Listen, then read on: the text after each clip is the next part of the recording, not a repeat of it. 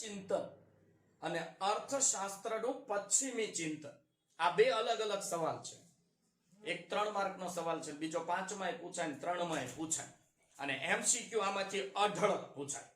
તો કાલે આપણે જોયેલો અર્થશાસ્ત્રનો અર્થ અને આર્થિક પ્રવૃત્તિ અને બિન આર્થિક પ્રવૃત્તિનો તફાવત, અને આપણે એમાં એકદમ ક્લિયર થઈ ગયા હતા કે કઈ પ્રવૃત્તિને આર્થિક પ્રવૃત્તિ ગણવી અને કઈ પ્રવૃત્તિને બિન આર્થિક પ્રવૃત્તિ ગણવી. અર્થશાસ્ત્ર સંસ્કૃત શબ્દ અર્થ પરથી ઉતરી આવ્યો છે. અર્થનો થાય છે ઉદ્દેશ, કશુંક મેળવવું, ઉદ્દેશ પ્રાપ્તિ માટે જે કઈ પ્રવૃત્તિ કરવામાં આવે તે. ગ્રીક ભાષાના શબ્દ ઓઇકોનોમસ ઉપરથી ઇકોનોમિક ઇંગ્લિશ શબ્દ ઉતરી આવ્યો છે. ઓઇકોનોમસ બે પાર્ટમાં હતો, એક ઓઇકો, બીજું નોમોસ. ઓઇકો એટલે સરસામાન ઘર વખરીનો વ્યક્તિગત માલિક, અને નોમોસ એટલે એનું વ્યવસ્થાપન. એવા આખા દેશના સંચાલન વ્યવસ્થાપન એટલે ઇકોનોમી. અને હવે જોવાનું છે અર્થશાસ્ત્રનું ભારતીય ચિંતન. ખાસ યાદ રાખજો દીકરાઓ, આ સવાલ પૂછાય કે અર્થશાસ્ત્રનું ભારતીય ચિંતન જણાવો. તો 10મા ધોરણમાં આપણે ભણેલા, બરોબર છે, કે આપણી સંસ્કૃતિ અને સભ્યતા કેટલા વર્ષ જૂની છે. તમને મને બધાને ખબર છે, હડપ્પા, નોટ કડપ્પા. સંસ્કૃતિ અને સભ્યતા આપણી કેટલા વર્ષ જૂની છે? તો કે 5000 વર્ષ જૂની છે. ખબર છે ને? મોહેન્જો દડો, મોટો દડો, અને બાહુબલીનો કટપ્પા, હડપ્પા નગર, સિંધુ ખીણની સંસ્કૃતિ આજથી 5000 વર્ષ પહેલાની સંસ્કૃતિ છે. તો આપણી જે સંસ્કૃતિ અને સભ્યતા ભારત દેશની છે એ 5000 વર્ષ જૂની છે. એમાં ઘણા બધા પ્રશ્નો હતા, એ ઉકેલ લાવવાનો પ્રયાસ પણ કર્યો માનવીઓએ, અને માનવી જીવનના વિવિધ પાસાનો અભ્યાસ તત્વ ચિંતનમાં થયો. અને એમાં આપણા જે ભારતીય સંસ્કૃતિ છે ને, એમાં મેન કોઈ પણ માનવી હોય ને એના માટે 4 પુરુષાર્થ: ધર્મ, અર્થ, કામ અને મોક્ષ. કોઈ પણ વ્યક્તિ હોય આપણા ધર્મની અંદર, આપણા ભારતની અંદર, આપણા ભારતના શાસ્ત્રની અંદર આ 4 પુરુષાર્થની વાત કરવામાં આવી છે: ધર્મ, અર્થ, કામ અને મોક્ષ. અને અંતિમ પ્રયાસ બધાનો એક જ હોય, મોક્ષ મળે. મોક્ષ એટલે મૃત્યુ પછી જે જન્મ લેવાનો થાય, પુનઃ જન્મ થાય, એ જન્માંતરના ફેરા મટી જાય, બીજો કોઈ જન્મ ન લેવો પડે, એવું આપણા શાસ્ત્રોમાં લખ્યું છે. હું તમે કોઈને ખબર નથી, કારણ કે એ ખબર પાડવી હોય તો મારે પેલા મરવું પડે, પછી જીવતું થવું પડે, પછી લખવું પડે. એ મારા હાથમાં પોસિબલ નથી. દરેકના જીવનનો અંતિમ પ્રયાસ મોક્ષ. ધર્મ એટલે એ વાત નથી કે સ્વામિનારાયણ ધર્મ પાળો, બીજો ધર્મ પાળો, સચ્ચિદાનંદનો ધર્મ પાળો. ધર્મ એટલે શું? તો કે સારા કામ કરો એ ધર્મ છે, બરોબર છે ને? ખરાબ કાર્ય કરો એ અધર્મ છે. કોઈને ક્યારે નડો નહીં, કોઈને ક્યારે હેરાન કરો નહીં, એ ધર્મ છે. અને જેનું સારું થતું હોય ને એનું સારું કરો ને ધર્મ છે. એવું નથી ભગવાનની માળા કરો એ ધર્મ છે. સારું થતું હોય એ કરો એ ધર્મ. બેટા, બીજું કોઈ ધર્મનો બીજી વ્યાખ્યા નથી. હું એને ધર્મ માનું છું, સમજા? એટલે યુધિષ્ઠિરને ધર્મરાજ કહેવાતા હતા, ખોટું નહોતા બોલતા, ધર્મની બાજુમાં હતા, ધર્મ કાર્ય કરતા હતા. સમજા તમે? બીજી વસ્તુ છે અર્થ. બસ આને અર્થશાસ્ત્ર હારે લાગે વળગે છે. કામ એટલે લગ્ન જીવન ને મોક્ષ એટલે મેં તમને કીધું એમ. આ જે ધર્મ, અર્થ અને કામ અને મોક્ષ જે ભારતીય સંસ્કૃતિના 4 પુરુષાર્થ છે, માણસના જીવનના કર્તવ્ય 4 છે, એમાંનું આ સૌથી અગત્યનું કર્તવ્ય અર્થ, જેને અર્થશાસ્ત્રના આર્થિક પ્રવૃત્તિ સાથે લેવા દેવા છે. ટૂંકમાં એવું કહેવા માંગે છે કે કશુંક મેળવવા માટે, કશુંક ઉદ્દેશ માટે જો કાર્ય કરવામાં આવે ને તો એ અર્થપૂર્ણ કાર્ય છે. સમજ્યા તમે? અને દરેક માણસનું કર્તવ્ય છે. યાદ રાખજો, 2 વસ્તુ છે. એક જીવન નિર્વાહ. જીવન નિર્વાહ એટલે શું દીકરાઓ ખબર છે? જીવન ચલાવવા માટે જે કાંઈ રોટી, કપડા, મકાન, શિક્ષણ, આરોગ્ય જરૂરી છે, જીવન જીવવા માટે જે કાંઈ જરૂરી છે એને કહેવાય જીવન નિર્વાહ. અને ભૌતિક સુખની પ્રાપ્તિ માટે કોઈ પણ પ્રકારની આર્થિક પ્રવૃત્તિ કરવી ને એ માણસનું કર્તવ્ય છે. દીકરા યાદ રાખજો, દરેક માણસનું કર્તવ્ય છે કમાવું, ધંધો કરવો, વ્યવસાય કરવો, પૈસા કમાવા. યાદ રાખજો, આ એવું નથી કહેતા કે આડકતરી રીતે કોકના બૂચ મારી દો, કોકના લઈ લો પાછા નહીં દેવાના. હા, એવું કે છે કર્મ કરો, કર્મ વ્યવસાય દ્વારા કાર્ય કરો, એ એવું કે છે. એમ નથી કહેતા કે હાલો ગામ પાસેથી 2 લાખ લઈ લીધા ને વિજય માલ્યાને જેમ ભાગી ગયા વિદેશમાં ને એશો આરામ કરે. એવું કરવાનું નથી. સમજાણું તમને? પહેલી વસ્તુ મેં કીધી, આખું ભારતીય ચિંતન લખવાનું છે દીકરાઓ 3 માર્કની અંદર. તમને એમ પૂછે કે અર્થશાસ્ત્રનું ભારતીય ચિંતન સમજાવો, અથવા તો ભારતની દ્રષ્ટિએ અર્થશાસ્ત્રનું સમજાવો ચિંતન. તો પહેલી વસ્તુ મેં કીધું એમ, ભારતની સંસ્કૃતિ અને સભ્યતા કેટલા વર્ષ જૂની છે? તો કે 5000 વર્ષ જૂની છે ભાઈઓ બહેનો. તો 5000 વર્ષ જૂની તત્વચિંતનમાં માનવ જીવનના વિવિધ પાસાનો અભ્યાસ કરવામાં આવ્યો. અને એ અભ્યાસ કરતા કરતા એવું ખ્યાલ આવ્યો કે માનવ જીવનના મુખ્ય 4 પુરુષાર્થ છે, જે આપણી સંસ્કૃતિમાં પણ લખ્યું છે, આપણા ધર્મમાં પણ લખ્યું છે કે ભાઈ 4 પુરુષાર્થ છે. કયા કયા? પૂછે સવાલ કે માનવ જીવનના 4 પુરુષાર્થ કયા કયા છે? ધર્મ, અર્થ, કામ અને મોક્ષ. કયા કયા? ધર્મ, અર્થ, કામ અને મોક્ષ. અર્થશાસ્ત્ર સાથે કોને લેવા દેવા છે? તો કે અર્થને. તો અર્થપૂર્ણ પ્રવૃત્તિ એ કેવી પ્રવૃત્તિ? તો કે કશુંક મેળવવા માટે અથવા તો ઉદ્દેશ માટે કરવામાં આવતી આર્થિક પ્રવૃત્તિ એ અર્થપૂર્ણ પ્રવૃત્તિ છે. ક્લિયર? માણસનું કર્તવ્ય શું? સવાલ પૂછી શકે ભાઈ. તો લખવાનું, જીવન નિર્વાહ અને ભૌતિક સુખ માટે કોઈ પણ પ્રકારનું અર્થપૂર્ણ કાર્ય કરવું, આર્થિક પ્રવૃત્તિ કરવી એ દરેક માણસનું કર્તવ્ય છે. નવરી બજારની જેમ આટા મારવાના નથી. જો અત્યારે તમે ભણો છો દીકરા, શિક્ષણ મેળવો છો, તો તમારે શિક્ષણ મેળવવું, એમાં મહેનત કરવી, એમાં મરણિયું થઈ જવું એ તમારું કર્તવ્ય છે દીકરા. તમે કોઈ પણ કાર્ય કરતા હોય ને દિલથી કરવું ને, એ આપણું કર્તવ્ય છે. હું તો એમ કહું છું, કોઈ પણ કાર્ય જો તમે દિલથી કરો ને દીકરા, સફળતા મળે મળે મળે. એને ક્યાંય ગોતવા ન જવી જોઈએ. સફળતાની કોઈ વ્યાખ્યા નથી. બસ એક જ વ્યાખ્યા છે, જે કામ કરવાનું મન થાય એ કામમાં દિલથી લાગી જાઓ, તન મન ધનથી કાર્યની અંદર ન્યોછાવર થઈ જાઓ. ઈકો ભણો છો તો બસ એક જ ટાર્ગેટ, ઈકો જ ભણો અત્યારે, અને બીજે ક્યાંય ધ્યાન ન હોય. બધું આવડે આવડે ને આવડે જ. સ્વામી વિવેકાનંદ કઈ અમથા પેજ વાંચીને ફાડી ન જ નાખતા. એને બધું યાદ અમથા નત રહી જતું. એને કે પતંજલિ બાબા રામદેવની ટીકડી નથી પીધી યાદ રાખવાની, અથવા કઈ એવી ટેબ્લેટ નથી ખાવતી યાદ રાખવાની, અને એવું નથી કાજુ બદામ ખાવાથી યાદ રહે. યાદ ફક્ત કોઈ પણ કાર્ય દિલથી કરવાથી, ધ્યાનથી કરવાથી, મહેનત કરવાથી જ થાય. અને એ જ આપણે આમાં કરવાનું છે. અત્યારે તમારું એ કર્તવ્ય છે. આ તો કર્તવ્ય ઉપરથી વાત મને યાદ આવી ગઈ એટલે મેં તમને એવી વાત કીધી દીકરા. અત્યારે આપણું કર્તવ્ય છે ભણવું, બરોબર છે? એટલે ભણવામાં મંડાય પડે. ચલો, આટલું ક્લિયર થયું. પછી હું તમને વાત કરું કે સૌ પ્રથમ આ ગ્રંથ કોને લખ્યો? અર્થશાસ્ત્ર ઉપર સૌ પ્રથમ ગ્રંથ ભારતમાં લખ્યો કોને? તો યાદ રાખજો, સૌ પ્રથમ ભારતમાં અર્થશાસ્ત્ર ઉપર ગ્રંથ લખ્યો તો મિસ્ટર ચાણક્ય. ખાસ યાદ રાખજો, ચાણક્ય. બીજું નામ છે કૌટિલ્ય. ત્રીજું નામ છે વિષ્ણુગુપ્ત, ચંદ્રગુપ્ત મૌર્યના ગુરુ. આને જ ચંદ્રગુપ્ત મૌર્યને રાજા બનાવ્યો હતો. આને ઈસવીસન પૂર્વ 2500 વર્ષ, તમે વિચારો, ઈ પહેલા એને આજથી 2500 વર્ષ પહેલા અર્થશાસ્ત્ર નામનો ગ્રંથ લખ્યો. ક્યારે? ઈસવીસન પૂર્વે 2500 વર્ષ પહેલા દીકરા, બરોબર છે? આજથી 2500 વર્ષ પહેલા સૌ પ્રથમ ભારતની અંદર અર્થશાસ્ત્રનું આર્થિક ચિંતન કોણે રજૂ કર્યું? જો ચાણક્ય હોય તો એ ટીક મારવાનો, કૌટિલ્ય હોય તો એ ટીક મારવાનો છે, બરોબર છે? કોઈ પણ હોય બેટા, કૌટિલ્ય, ચાણક્ય કે વિષ્ણુગુપ્ત, આજથી 2500 વર્ષ પહેલા સૌ પ્રથમ આર્થિક ચિંતન ભારતમાં રજૂ કરનારી વ્યક્તિ હતા. ચંદ્રગુપ્ત મૌર્યને રાજા બનાવ્યો. મૌર્ય શાસન, અને એ મૌર્ય શાસનની સ્થાપના કરીને એના નિયમો, એનું અર્થતંત્ર, રાજ્ય વ્યવસ્થા, અર્થવ્યવસ્થા, આ બધાના નિયમો ચાણક્ય બનાવતા. એ આ ચાણક્યનો જન્મ આપણે છેલ્લા ચેપ્ટરમાં આખું ચાણક્ય વિશે ભણવાના છે. એટલે આ જબરજસ્ત વિચારો છે. અને હું તો એમ કહું છું, જીવનની અંદર જો તમે ચાણક્યના વિચારોને તમે ઉતારો ને તો લગભગ બીજું કાંઈ જરૂર ન પડે બેટા. એવા જબરજસ્ત ચાણક્યના વિચારો છે. ચાણક્યની નીતિ છે.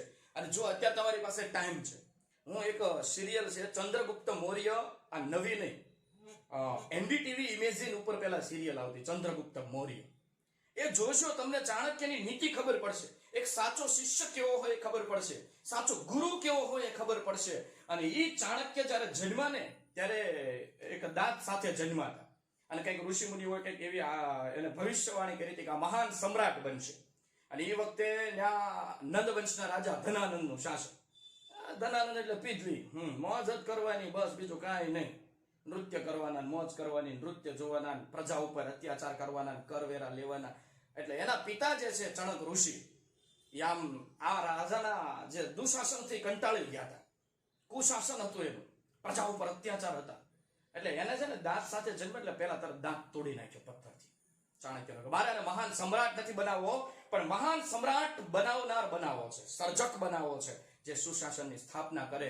અને એક નાના એવા છોકરાને ટ્રેનિંગ આપી ચાણક્યએ, અને કહેવાય ને કે મગધ સામ્રાજ્ય એ સમયે સૌથી મોટામાં મોટું સામ્રાજ્યનો રાજા બનાવી નાખ્યો. એ તમે સિરિયલ જોશો ને ત્યારે તમને ખ્યાલ આવશે કેટલી મહેનત, કેટલું કષ્ટ, કેવી પરિસ્થિતિ, કઈ કઈ પરિસ્થિતિમાં કયા નિર્ણયો. અને એ ભારતને જો કોઈ હીરો મળ્યો હોય, ભારતનો રિયલ હીરો હોય, ભારતની નીતિ સમજાવનાર હોય, અને એના અર્થશાસ્ત્રના સિદ્ધાંતો જો આજે પણ લાગુ પાડે ને ભારતની અંદર, તો આમ કહેવાય કે ભારતની અર્થવ્યવસ્થા ટોપ ઉપર આવે એવું અર્થશાસ્ત્ર લખ્યું છે મિસ્ટર ચાણક્ય, કૌટિલ્ય અને વિષ્ણુગુપ્તે ઈસવી આપણે 2500 વર્ષ પહેલા. અને કયું પુસ્તક?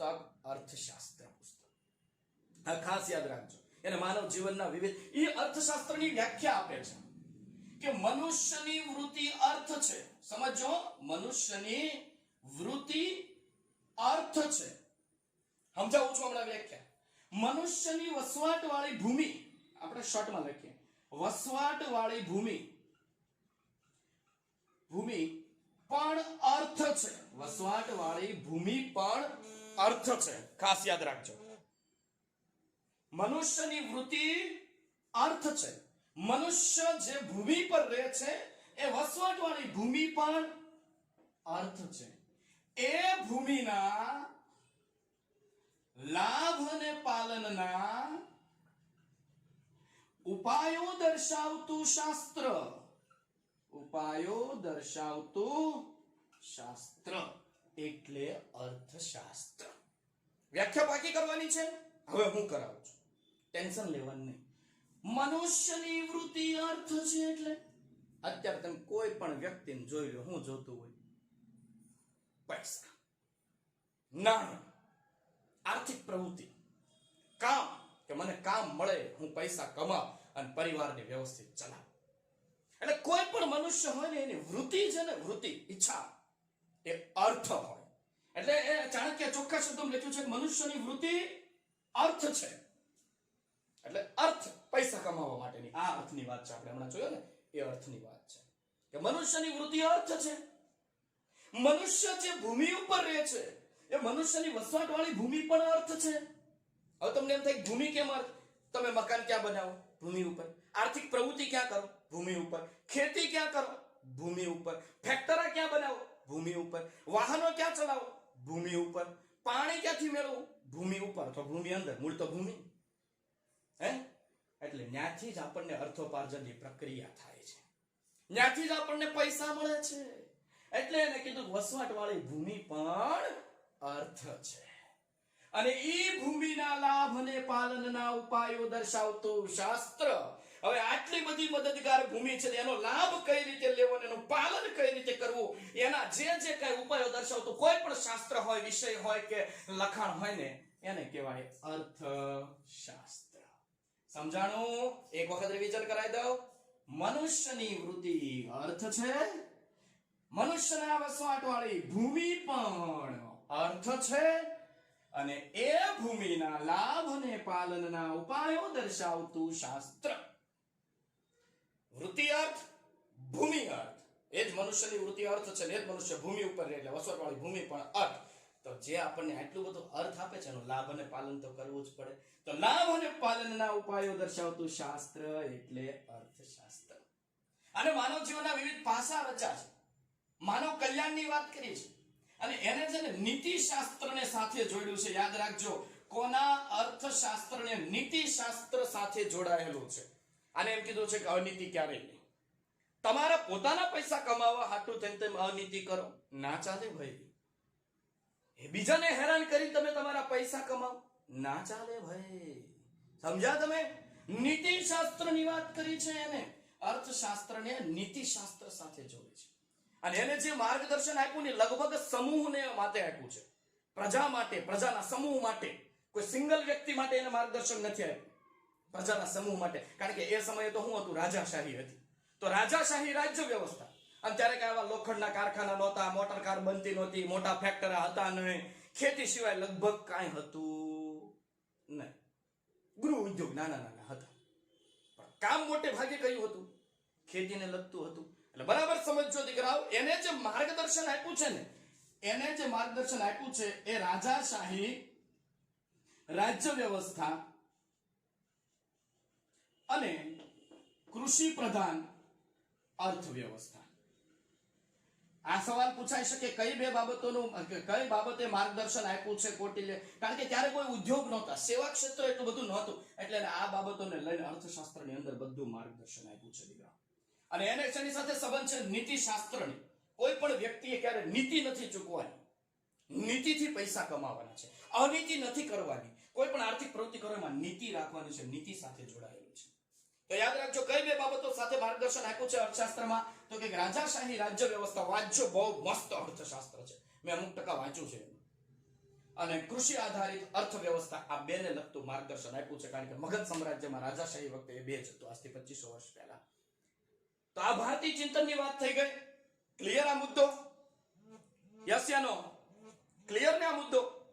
રાજા ખાસ યાદ રાખજો, ભારતીય ચિંતન અહીંયા 3 માર્કનું પૂરું થાય છે બેટા. ઓકે? પહેલું ધર્મ અર્થ કામ મોક્ષ, 5000 વર્ષ જૂની ઉદ્દેશપૂર્ણ પ્રવૃત્તિ, કશુંક મેળવવા માટે થતી પ્રવૃત્તિ, બરોબર છે. માણસનું કર્તવ્ય. આજથી 2500 વર્ષ પહેલા અર્થશાસ્ત્ર નામનો ગ્રંથ કૌટિલ્યએ, ચાણક્ય કે તો ભી ચાલશે, વિષ્ણુગુપ્ત કે તો ભી ચાલશે, આપણને ખબર પડી જવી જોઈએ. ત્યાર પછી આપણે જોયું મનુષ્યની વૃત્તિ અર્થ છે, વસવાટવાળી ભૂમિ પણ અર્થ છે, ભૂમિના લાભ અને પાલનના ઉપાયો દર્શાવતું શાસ્ત્ર એટલે અર્થશાસ્ત્ર. અને નીતિશાસ્ત્ર સાથે સંબંધ છે. અને ભારતીય હોય ને નીતિ તો હોય જ તે. ભલે આપણા નેતાઓમાં ન હોય, એ ભ્રષ્ટાચારી હોય. આચારો કા આચાર સબસે બડા આચાર ભ્રષ્ટાચાર. હે આચારો કા આચાર, કેરીનું અચાર, ઓયલાનું અચાર, પણ અમારા દેશમાં સૌથી ફેમસ અચાર ભ્રષ્ટાચાર. બરોબર ને? પણ આપણે મેં કીધું એમ નીતિ રાખવાની છે. અને નીતિ સાથેનું શાસ્ત્રની રજૂઆત આપણા ચાણક્યએ કરી છે. આટલું clear? Okay okay okay, clear clear, good good. હવે આપણે જોઈએ બેટા, ભારતીય પૂર્વ પશ્ચિમના દેશોમાં, અમેરિકામાં, ઇંગ્લેન્ડમાં, પશ્ચિમના દેશોમાં આપણા ભારતનું ખાતા. હવે પશ્ચિમમાં અર્થશાસ્ત્રનો ઉદ્ભવ કઈ રીતે થયો અને વિકાસ કઈ રીતે થયો એ જોવાનું છે. બરોબર છે? અર્થશાસ્ત્રનો ઉદ્ભવ અને વિકાસ પશ્ચિમના દેશોમાં કઈ રીતે થયો, બીજો સૌથી મોટો સવાલ. આમાં અલગ અલગ દીકરા વ્યાખ્યા આવશે. પશ્ચિમમાં અર્થશાસ્ત્રનો ઉદ્ભવ અને વિકાસ. ભારતનું તો તમને કમ્પ્લીટ થઈ ગયું કે ભારતમાં કઈ રીતે અર્થશાસ્ત્રનો ઉદ્ભવ થયો, કોણે લખ્યું. હવે આપણે જોવાનું છે પશ્ચિમના દેશોમાં. આપણા દેશનું તો આપણે જોઈ લીધું બેટા. તો પશ્ચિમના દેશોમાં કઈ રીતે શરૂઆત થઈ? તો કે તત્વચિંતક એરિસ્ટોટલ, સરવાળો ટોટલ દેવો, એરિસ્ટોટલ. ખાસ યાદ રાખજો, પશ્ચિમમાં તત્વચિંતક એરિસ્ટોટલે સૌ પ્રથમ ગ્રંથ લખ્યો હતો. એરિસ્ટોટલ, સરવાળો, એરો ટોટલ, એરિસ્ટોટલે ઓ ઇકોનોમિકા. રેડ બેટા? તમને સવાલ પૂછે, પશ્ચિમમાં સૌ પ્રથમ અર્થશાસ્ત્ર પર, આમ તો તત્વચિંતક હતો એટલે તત્વચિંતન ને અર્થશાસ્ત્રનો બધો ભેગો ગ્રંથ હતો બેટા. સ્વતંત્ર હજી શરૂ નથી થયું. જોજો, હમણાં હું તમને કહીશ બધું. એક એક એમસીક્યુ માં ધ્યાન રાખવાનું છે, નકર બંને ભેગું થઈ જશે ભાઈ. સમજ્યા? એરિસ્ટોટલે સૌ પ્રથમ ગ્રંથ લખ્યો ઓ ઇકોનોમિકા. સૌ પ્રથમ પશ્ચિમમાં અર્થશાસ્ત્ર પર ગ્રંથ લખવાનો પ્રયાસ કોણે કર્યો? એરિસ્ટોટલે. સૌ પ્રથમે તત્વચિંતકને લગતો ગ્રંથ કોને લખ્યો? આર્થિક ચિંતનને લગતો. જોજો કોને લખ્યો. સ્વતંત્ર ઢબે એવું નથી બોલ્યું, સ્વતંત્ર ગ્રંથ નથી બોલ્યો. આ સ્વતંત્ર નથી, આમાં બધું ભેગું હતું. ઓ ઇકોનોમિકા એરિસ્ટોટલે લખ્યું ને એમાં આર્થિક ચિંતન રજૂ કર્યું સૌ પ્રથમ. પણ આ સમય પછી કેવું થયું? ઔદ્યોગિક ક્રાંતિ થઈ બેટા. કેવી ક્રાંતિ થઈ? ઔદ્યોગિક ક્રાંતિ. હવે ઔદ્યોગિક ક્રાંતિ થઈ એટલે ધીરે ધીરે ધીરે ધીરે મેં કીધું એમ શ્રમ વિભાજન થયું. શ્રમ વિભાજન થયું, વિશિષ્ટીકરણ થયું. વિશિષ્ટીકરણ થયું. આમાં તો શું છે? ઔદ્યોગિક ક્રાંતિ થાય, નવા નવા યંત્રો આવે, નવા નવા સંશોધન આવે, નવું નવું જ્ઞાન આવે, નવી નવી સિસ્ટમ આવે, નવી પદ્ધતિઓ આવે. એટલે ધીરે ધીરે વિશિષ્ટીકરણ. વિશિષ્ટીકરણ એટલે ખબર છે દીકરા? કોઈ એક કામ હોય ને, કોઈ એક કામમાં કોઈ એક વ્યક્તિ જ પાવરફુલ બને. જેમ પહેલા છે ને શિક્ષક બધા સબ્જેક્ટ ભણાવતો. ઈ કોઈ ભણાવે, બીએ ભણાવે, સ્ટેટ ભણાવે, એકાઉન્ટ ભણાવે. એક શિક્ષક બધા વિષય ભણાવતો. પણ સમય બદલાનો ને એમ કેવું થયું? એક વિષયની અંદર એક શિક્ષકની પૂરેપૂરી માસ્ટરી હોય. જેમ કે એકાઉન્ટ હોય તો એકાઉન્ટમાં કોઈ સબની માસ્ટરી હોય તો એકાઉન્ટ જ ભણાવતા હોય. ઇકોમાં સબની માસ્ટરી હોય તો ઇકો જ ભણાવતા હોય, અથવા તો બીએ જ ભણાવતા હોય. તમે જોજો, કોઈ એક કામ કોઈ એક વ્યક્તિ જ કરે અને એમાં જ કુશળતા પ્રાપ્ત કરે. ફોર વ્હીલ બનતી હોય ને બેટા, તો ટાયર ફિટ કરવાનું કામ કરતો હોય એનું એક જ કામ હોય, એની કુશળતા એમાં જ હોય. ટાયર ફિટ કરો, એને તમે ટાયર ફિટ કરવાનું કહો, ગમે એમ કરીને ગમે એ રીતે એ ટાયર ફટાફટ ફિટ કરી દે. પછી એને ઉપરની બોડીમાં કઈ ખબર ના પડે. હવે એન્જિનનું કામ હોય ને એન્જિનનું જ કરે. તમે જોજો અત્યારે ગેરેજમાં એવું થયું. આપણે કેમ ડોક્ટરમાં એવું થઈ ગયું. પહેલા ડોક્ટર આખી બોડીની સારવાર કરતો. તાવ આવ્યો તોય, ના થયું તોય. અત્યારે જો આંખ, કાન, નાક, ગળું અલગ ડોક્ટર, સ્પેસિફિક. એ આંખનું જ ભણે, eye specialist, liver specialist, heart specialist, kidney specialist. તેમ જો સ્પેશિયાલિસ્ટ.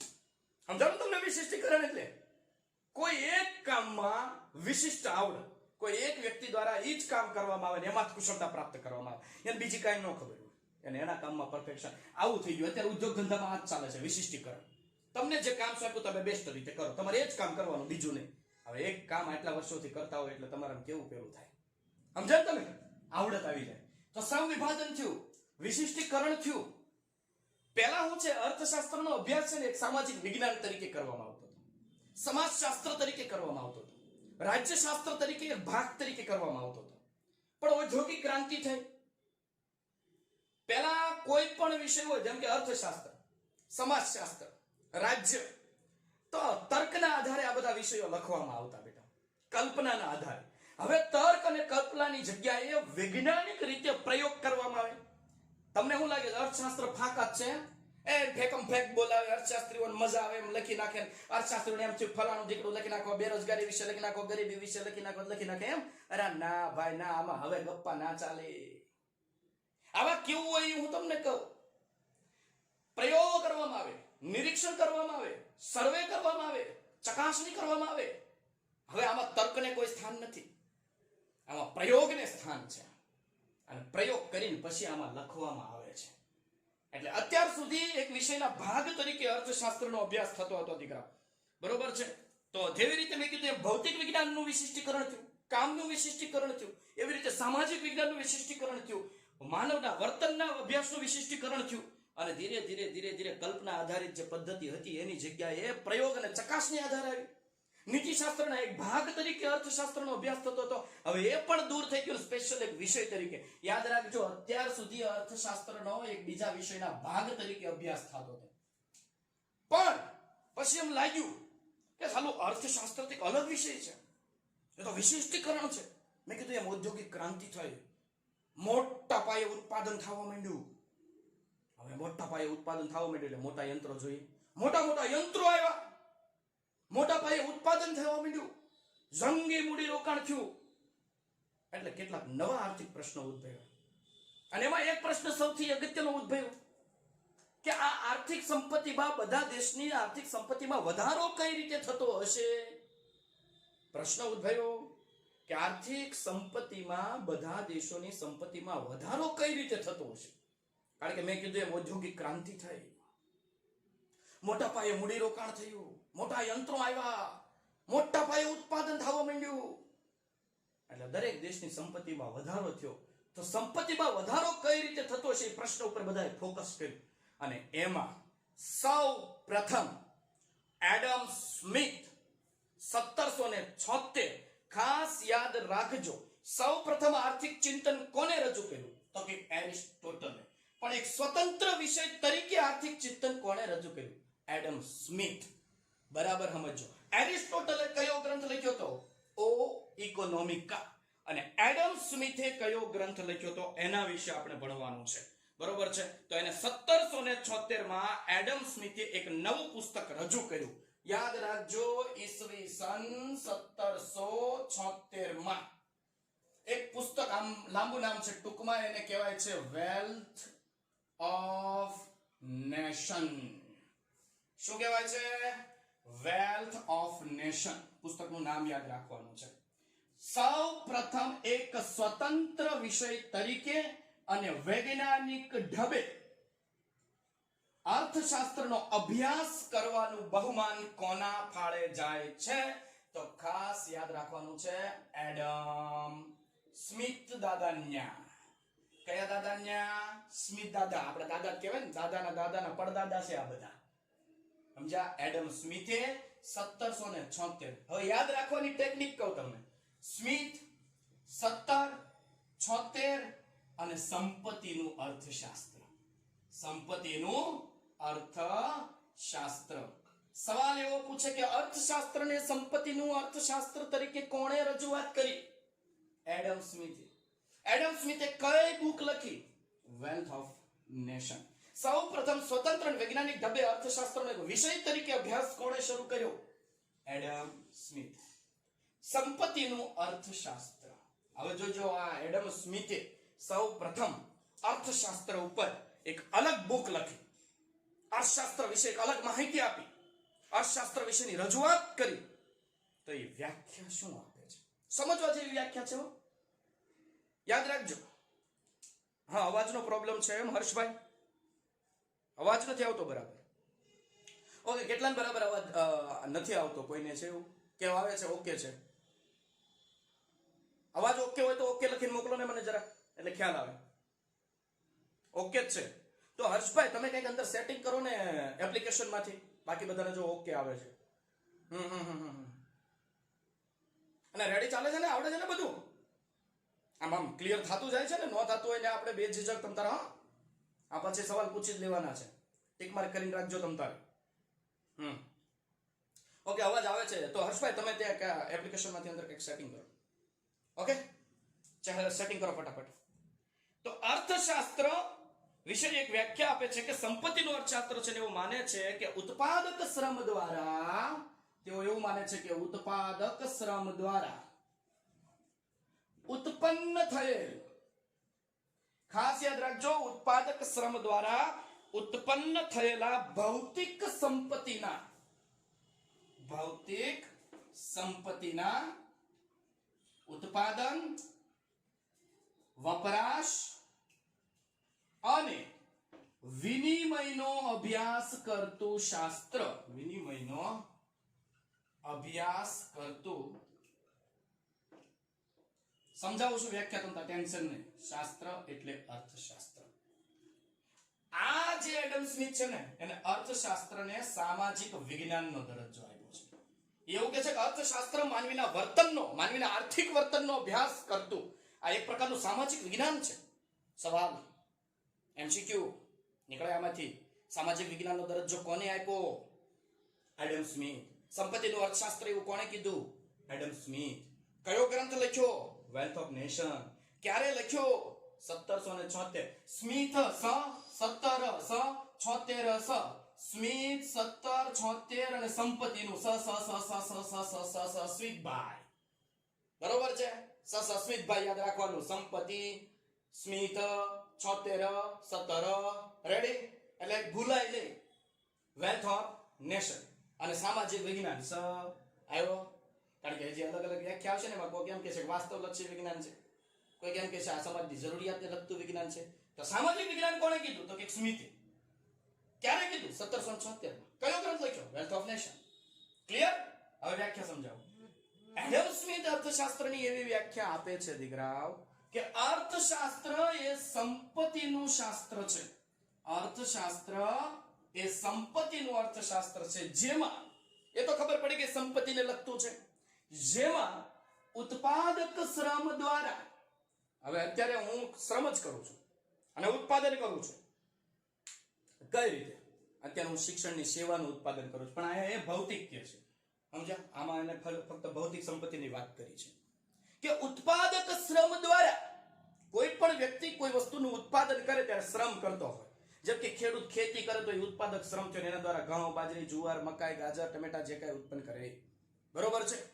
વ્યક્તિ ઉત્પાદક શ્રમ દ્વારા ઉત્પન્ન થયેલ ભૌતિક સંપત્તિના, હવે કોઈ પણ ધારો કે ખેડૂતે ઉત્પાદક શ્રમ દ્વારા ખેતી કરી, ખેતીની અંદરથી ટમેટાનું ઉત્પાદન થયું, ઘઉંનું ઉત્પાદન થયું, બાજરીનું ઉત્પાદન થયું. કોઈ મકાનનો બાંધવા વાળો છે અને શ્રમ દ્વારા મકાનનું બાંધકામ કર્યું તો મકાન નામની ભૌતિક સંપત્તિનું ઉત્પાદન થયું. હવે એનો વપરાશ કરશે, મકાનમાં રહેશે, અથવા તો એની લેવેચ કરશે, વિનિમય કરશે. બસ આનો અભ્યાસ કરતું શાસ્ત્ર એટલે અર્થશાસ્ત્ર. સમજાણું ને?